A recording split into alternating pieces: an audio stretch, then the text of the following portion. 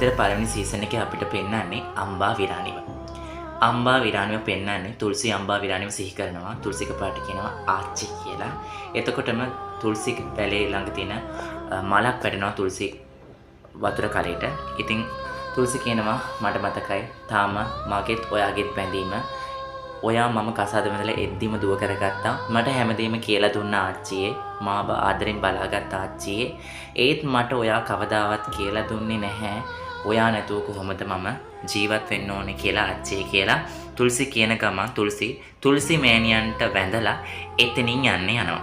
ඉතින් මෙහෙම එතනින් යන්නේ යනකොට තුල්සිට තේරෙනවා කවුරු හරි වත්තේ ඉන්නවා කියලා. සරසර සද්දයක් එක්කම තුල්සි බලනවා. තුල්සි බලලා ගණන් ගන්න නැතුව ආපහු තුල්සි ගේ ඇතුළට යනවා. තුල්සි ගේ ඇතුළට යනකොටම පළවෙනි එපිසෝඩ් එකේ වගේම තුල්සිට කවුද ගෑනු කෙනෙක් කතා කරනවා තුල්සි කියලා.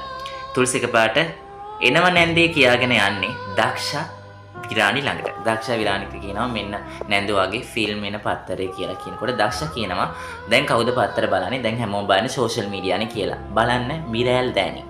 දක්ෂ විරාණි දෙන්නම එක වගේ නේද කියලා තුල්සිට කියනවා. මට කොහෙන්ද මේ දක්ෂ නැන්දේ ඌව ෆලෝ කරන්න වෙලාවක් කියලා කියනවා. ඊළඟට තුල්සිට කවුරු හරි කතා කරනවා. තුල්සි කියනවා එනවා කියලා. තුල්සි එතනින් යන්න හදද්දී දක්ෂ කියනවා එන්න සෙල්ෆියක් ගහලා යමු කියලා. දක්ෂ සෙල්ෆියකුත් අරගෙන තුල්සිට කියනවා හැපි ඇනිවර්සරි තුල්සි කියලා.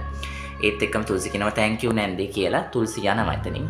දක්ෂ මේ ෆොටෝ එක අප්ලෝඩ් කරනවා කිව්කී සාස් බි කබී බහුති සීසන් 2 අවුරුදු 25කට පස්සේ කියලා. ඊට පස්සේ තුල්සි කබඩ් එකක් ඇරලා මොනවාද ගන්න ගමන් කියනවා තාම පොඩි ළමෙක් වගේ ඇඳුමටත් මට කතා කරනවා කියලා ටවල් එකක් කරන්ට දෙනවා. කරන් තුල්සිට කියනවා හැපි ඇනිවර්සරි අම්මා කියලා. ඒත් එක්කම තුල්සි පල්ලෙහාට බහගෙන යනකොට තුල්සිගේ ලේලි නන්දිනී තුල්සිට කතා කරනවා. තුල්සිට කතා කරලා කියනවා අම්මේ පොඩි හෙල්ප් එකක් ඕනි කියලා. තුල්සි ඇවිල්ලා නන්දිනීට සාරියක් දෙන ගමන් කියනවා මම මේක අඳින්න කියලා. නන්දිනී කියනවා අම්මේ මම මේක ඇඳම මම මොනවද අඳින්නේ? මං ඇඳත් ඔය ඇඳත් එකයි කියලා නන්දිනීට තුල්සි කියනවා. ඒත් එක්කම තුල්සි පූජා තාලියත් අරගෙන දේවාලට එන ගමන් කියනවා මුන්නිට අද මට ගොඩක් වැඩ තියෙනවා. උදව් කරන්නත් ඕනේ අද ගොඩක් ලොකු උත්සවයක් තියෙන්නේ කියලා. ඒත් එක්කම තුල්සි ෆෝන් එකක එන්නේ. ෆෝන් එක කට් වෙනවත් එක්ක තුල්සිට ඇහෙනවා කවුරු හරි යාගේ නම කියලා කතා කරනවා. ඒ කියන්නේ තුල්සි කියලා කතා කරනවා.